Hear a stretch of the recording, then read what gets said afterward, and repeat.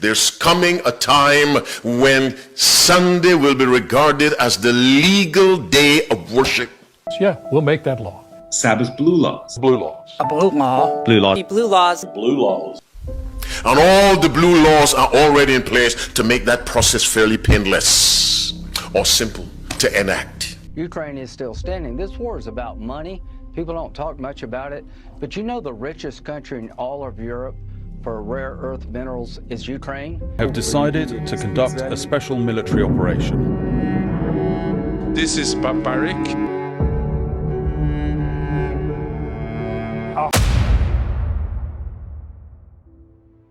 Abraham Lincoln, the 16th President of the United States, on June 8, 1964, had this to say: "This war would have never been possible without the sinister influence of the Jesuits.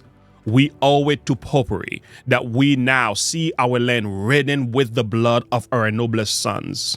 Though there were great differences of opinion between the South and the North, and on the question of slavery, neither Jeff David nor any one of the leading men of the Confederacy would have dared to attack the North had they not relied on the promises of the Jesuits, that under the mask of democracy, the money and the arms of the Roman Catholic Church, even the arms of France, were at their disposals if they would attack us.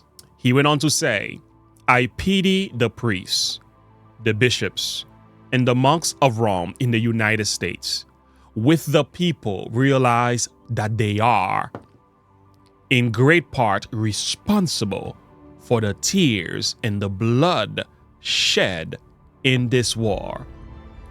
The later, the more terrible will the retribution be." There's coming a time when Sunday will be regarded as the legal day of worship. And all the blue laws are already in place to make that process fairly painless or simple to enact.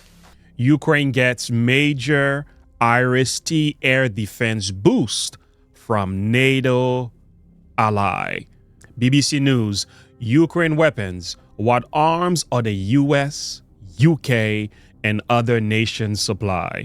According to this article here, the United States is already in for $61.1 billion, and the rest of the nations this small.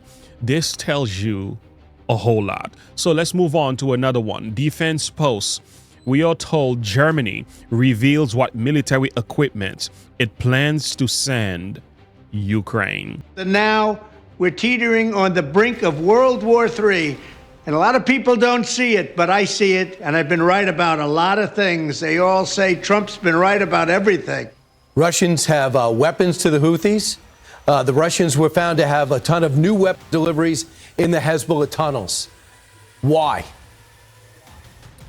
Well, obviously, this shows that all these conflicts are now getting interconnected. We see the North Koreans, Iran, and China getting more and more involved in Ukraine, backing up the Russians more and more involved in the region we are now discussing. So this means that we are really facing a global conflict. And this is posing a threat not only to us here in Europe, but also to the Americans and, of course, to Japan and South Korea, because Russia is paying for it. For example, by missile technology. And these missiles can then reach the American mainland. And that's a real risk. And we have to be very much aware of this. World War III has never been closer than it is right now. We need to clean house of all of the warmongers and America last globalists and the deep, the Pentagon, the State Department, and the national security industrial complex. It was also Abraham Lincoln who once said, "America will never be destroyed from the outside. If we falter and lose our freedoms, it will be because we destroyed ourselves." The Bible tells us in the book of Judges chapter 5, and I want to read something to you here to make a point. We are told in verse 8 of the same chapter, "They chose new gods, and there was war in the gates."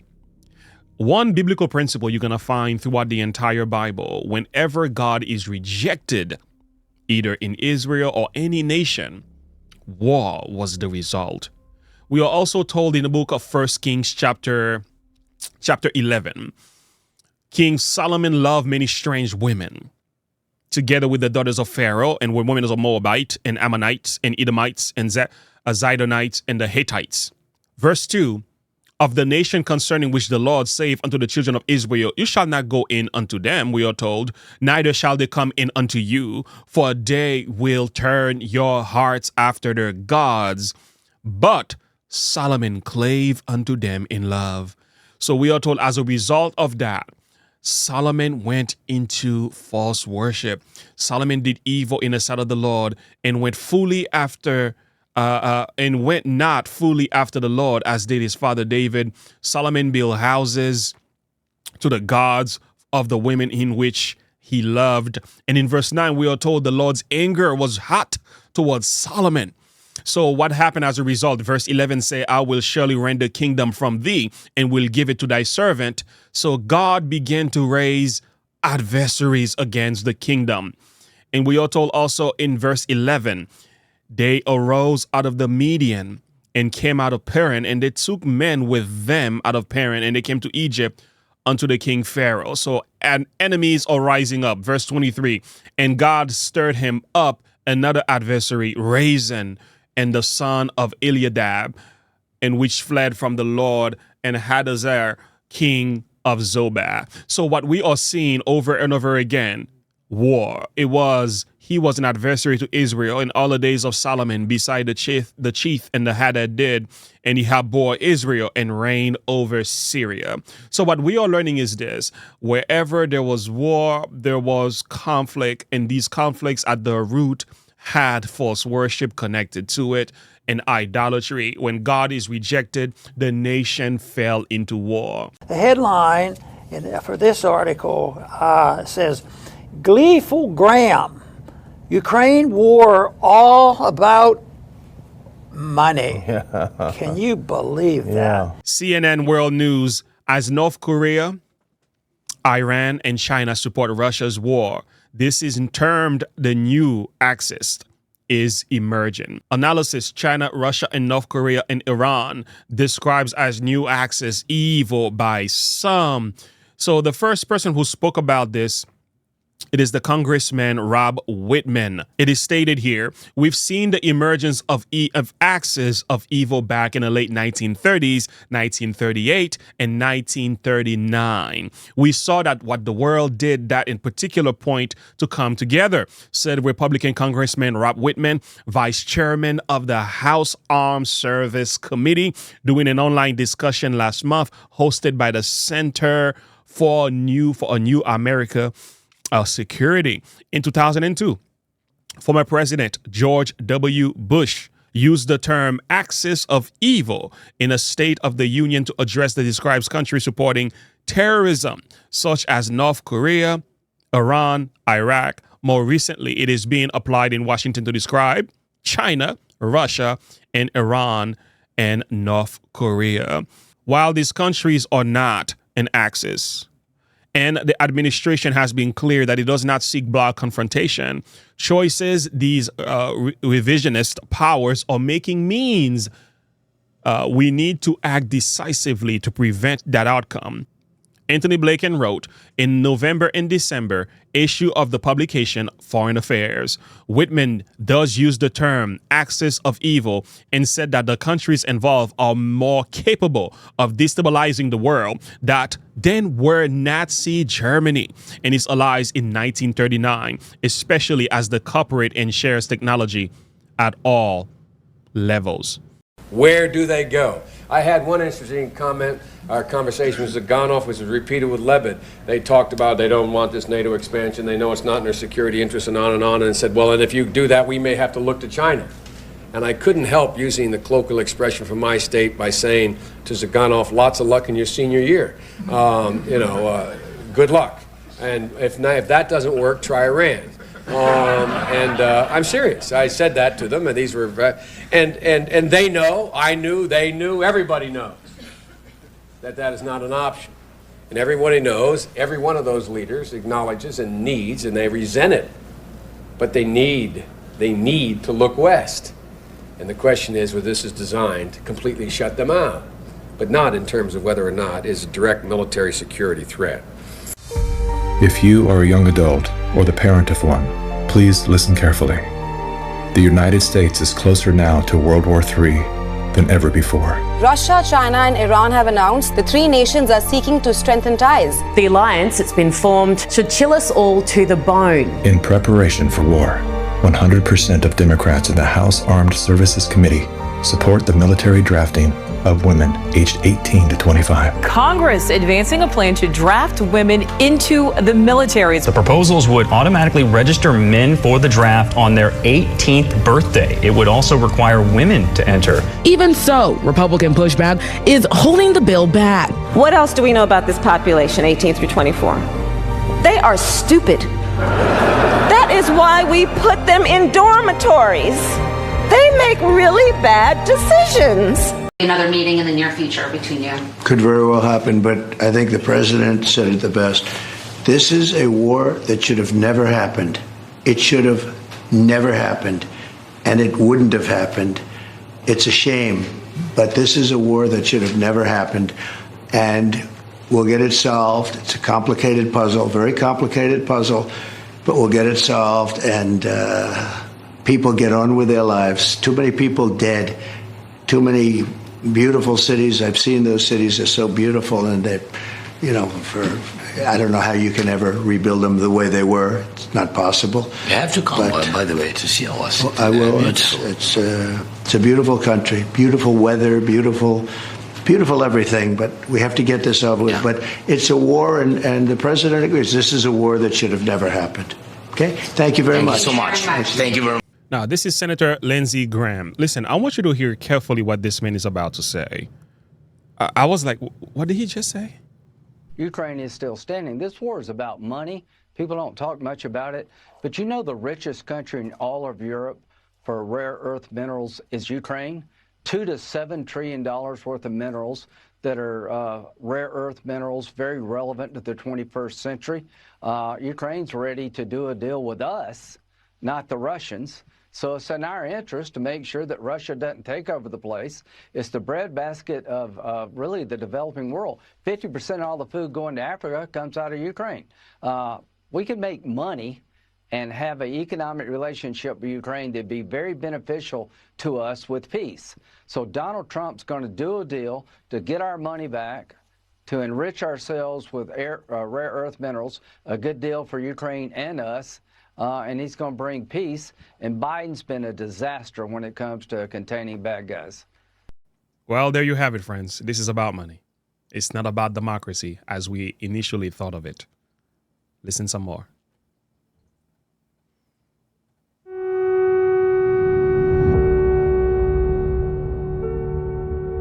In the last several hours, Russia has invaded Ukraine. I have decided to conduct a special military operation. This is barbaric.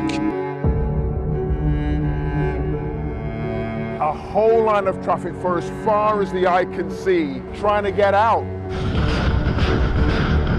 Putin is the aggressor. Putin chose this war.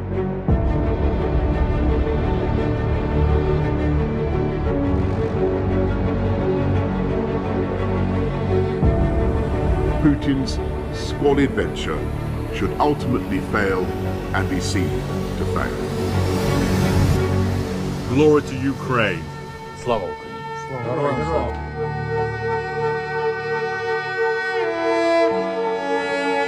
I am very concerned that the people who have hated Trump for 8 years and run out of ways to destroy him, indicting him, well, first calling him a racist, spying on him with the federal intel agencies, sicking the FBI on him, trying to put him in prison, then trying to kill him at least twice, probably more, actually, but at least twice. And that those people, out of options, have decided the only way to stop Trump and the disclosure that a Trump administration will bring, once again, disclosure is what they fear, having their crimes revealed, that the only way to stop Trump is with a world war.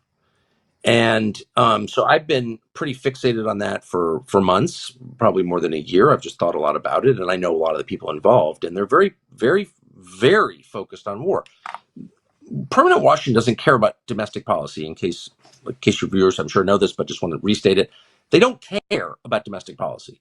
They don't care about fixing the country, closing the borders, ending the drug crisis, getting the cartels out of, the entire Southwest.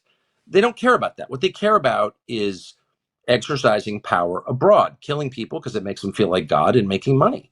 And that's where the money is, trillions of dollars. So they care about foreign policy. And I've been concerned and remain concerned that that group of people, which is basically everyone in DC in both parties, wants Trump to take the country to war, either against Russia or, far more likely, Iran. And I think what people outside, I don't know how to the degree to which this is understood, but I just will say it. A war with Iran is a world war. This is not 2002. Iran is now part of a coalition that includes the biggest economies in the world and the largest militaries in the world. So a war with Iran means a war in effect, or, by proxy, but still a war with Russia, China, Turkey, and a lot of the rest of the world. So that's a world war. It's not just as simple as we're going to take out their nuclear facilities. Okay. How are you going to do that?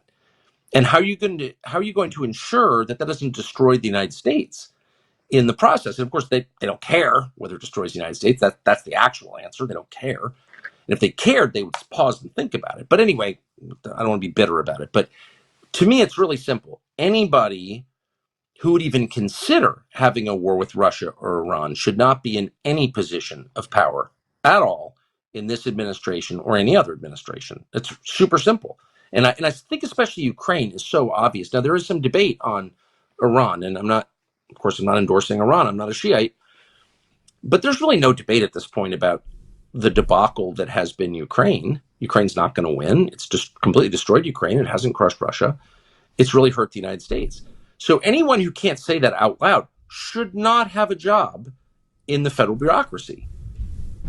So that's my litmus test. It's not about people or personality. Right. Of course, I know them all, as I know you do too, and I like a lot of them. I even like some of the guys I disagree with. One in particular I like very much. Nice guy, good guy.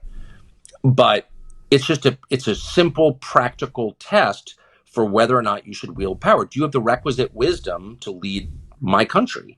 And if you're still defending the war in Ukraine, you do not have the requisite wisdom to lead my country. That's my opinion. In the document, William James also argues about the moral equivalent of war.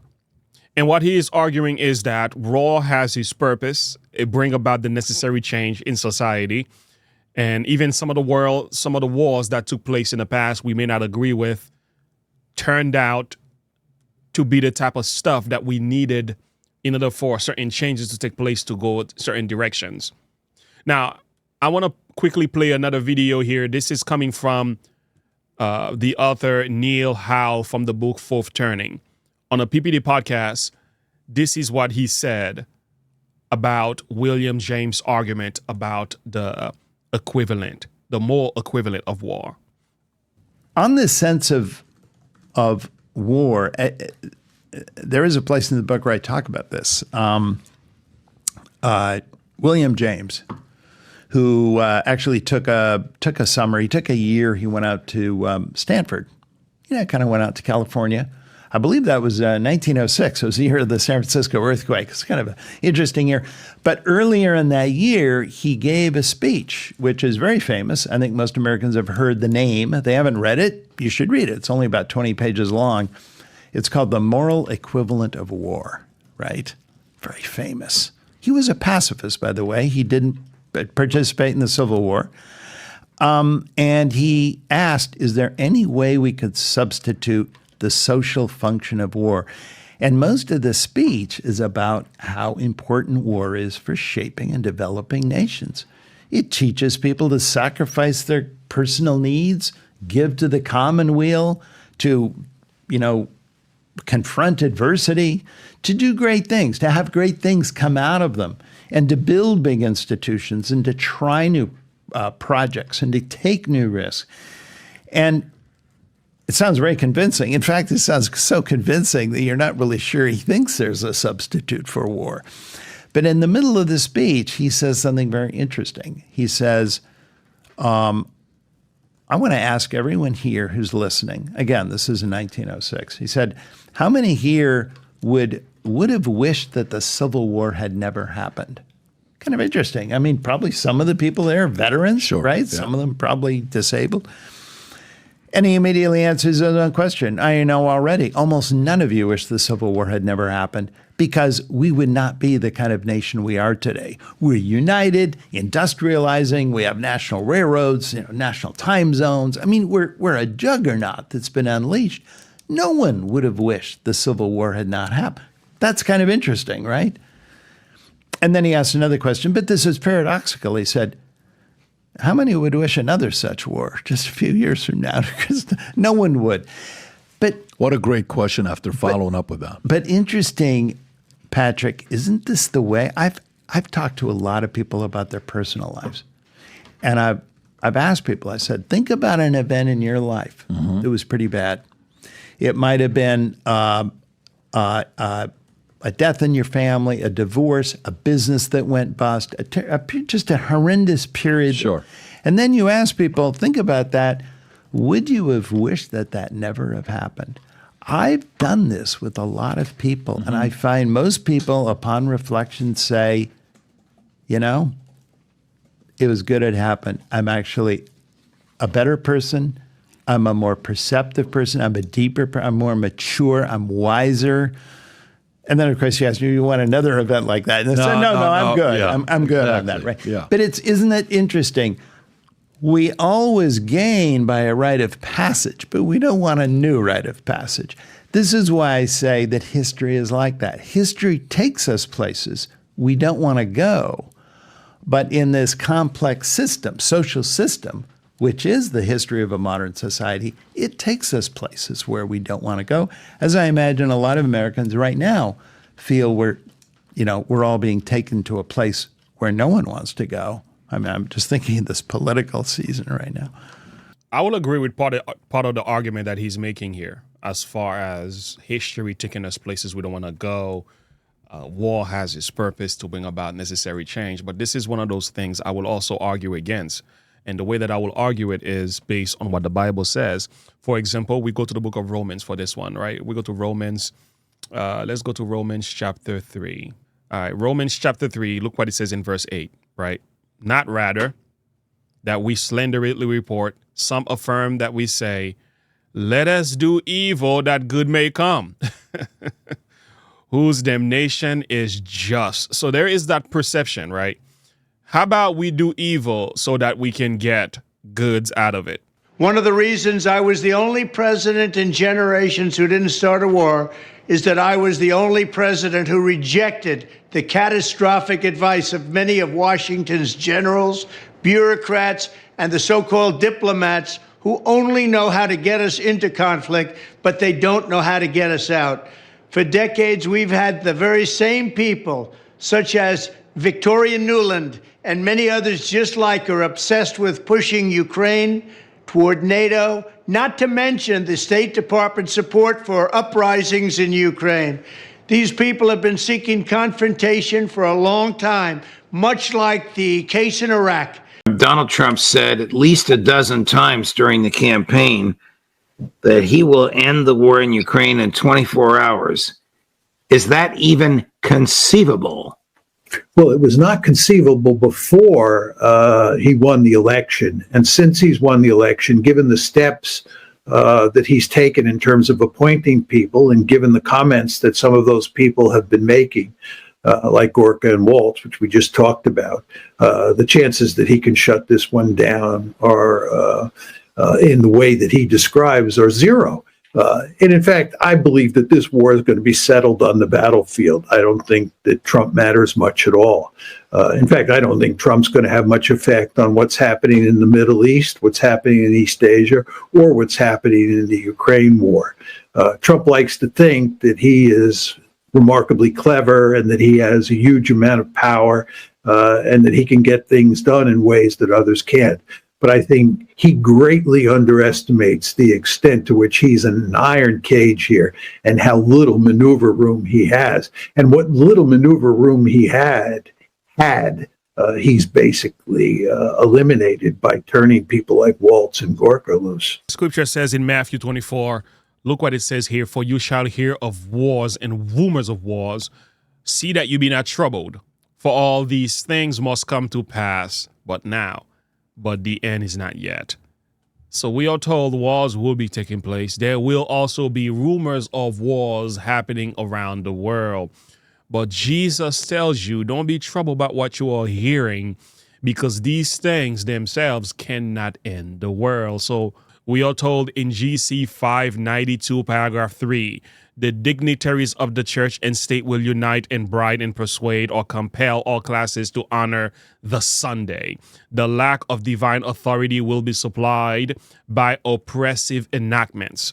Political corruption is destroying love of justice and regarding for truth. Even in free America, rulers and legislators, in order to secure public favor, will yield to the popular demand for a law enforcing Sunday observance. Liberty of conscience, which has caused so great a sacrifice, will no longer be respected. In the soon coming conflict, we will see amplified the prophet's word.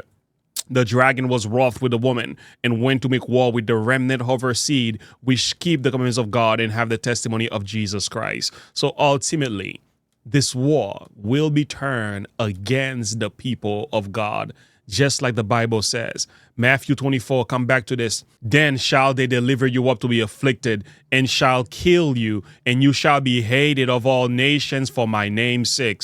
Then many shall be offended, and shall betray one another, and shall hate one another. These things have I spoken unto you, that you should not be offended. They shall put you out of the synagogue. Yea, the time cometh that whosoever killeth you will think that he doeth God's service. But these things will they do unto you, because they have not known the Father nor me. So when you read the Bible, what we are told, eventually the weapon of wars will be turned against the people of God. Why? Because whatever solution that will come to place to supposedly solve the issues of a society, God's people are going to stand against it because it doesn't line up with the word of God. Therefore, they will be maligned and looked upon as the enemy of the state.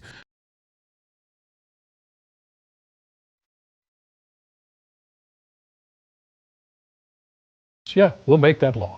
Sabbath blue laws. Blue laws. A blue law. Blue laws. Blue laws. Blue laws. Sabbath laws on Sunday. And so reaching out to the state. Maybe the Sabbath laws. Blue laws. Blue laws. Blue laws. Sunday closing laws. Blue laws, right? Blue laws meant everything was closed. The blue laws. Blue laws. Blue laws. Sundays accepted. The blue laws. Would be Sunday Sabbath laws? Or blue laws. Sabbath rest. The Sabbath and the sacred blue laws. Proposed commerce on Sabbath. For Sabbath laws. I was a yes and amen. I'll vote for that. Sabbath laws. Blue laws. Sabbath laws. By attending church on Sunday. Now remember the blue laws? Sabbath and obscenity laws. Blue laws and A national honoring of the Lord's Day. These laws are known as blue laws. to remember the blue laws. They have the blue law. They were called blue laws. The idea of blue laws still makes a lot of sense. The only way to start the return to moral order in this country is by force. It's the only way. It's the only way. It has to be by force, at least for a time. We have to regulate morality by force, at least for a time. It's literally the only solution. We really need to be really ruthless when it comes to the exercise of power.